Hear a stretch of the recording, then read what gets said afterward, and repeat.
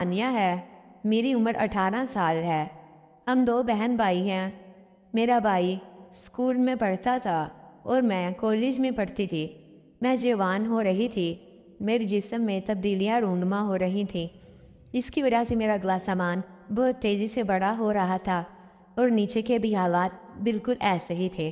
خیر، کالج کے پہلے 2 ہفتے تو مجھے یہ سب کچھ بہت عجیب لگا، پھر کچھ دنوں بعد سب کچھ صحیح ہو گیا۔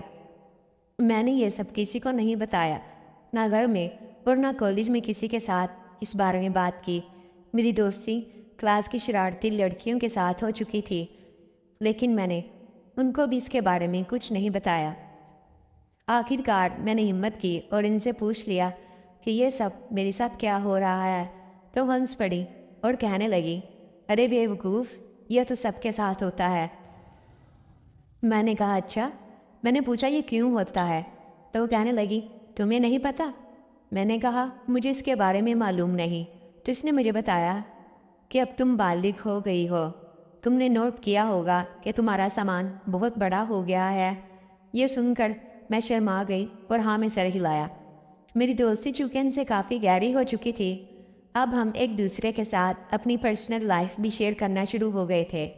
ایک دن کالج میں میری دوست عالیہ نے مجھے کہا کہ تم گندی فلمیں دیکھتی ہو؟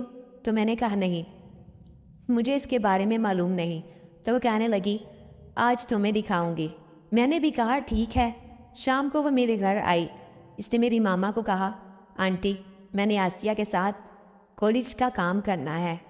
تو میری امی نے اس کو میرے کمرے میں بھیج دیا اور اس نے دروازے کو لاک لگا دیا اور کہنے لگی، آ جاؤ، تمہیں فلم دکھاؤں۔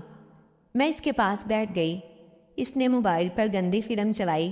جیسے ہی فلم چلی تو میں حیران ہو گئی، کیونکہ فلم میں غیر اخلاقی چیزیں تھیں۔ میں نے اسے منع کیا کہ یہ کیا دکھا رہی ہو؟ تو وہ کہنے لگی، ارے دیکھو تو صحیح، بہت مزہ آئے گا۔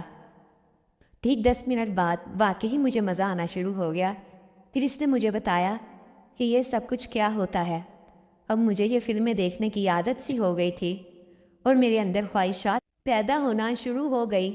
عالیہ کا بوائے فرینڈ تھا تو ایک دوسرے کے ساتھ ہر ہفتے بعد یہی سب کچھ کیا کرتے تھے، لیکن میرا تو کوئی بوائے فرینڈ نہیں تھا جو میرے ساتھ یہ کرتا۔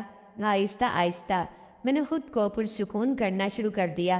اپنی انگلیوں سے گنتی لگا کر پرسکون ہو جایا کرتی اور دل میں یہ خواہش تھی کہ کب میرا خواب حقیقت کا روپ لے اور میں یہ سب کچھ کروں۔ آخر کار کالج کا پہلا سال گزر گیا۔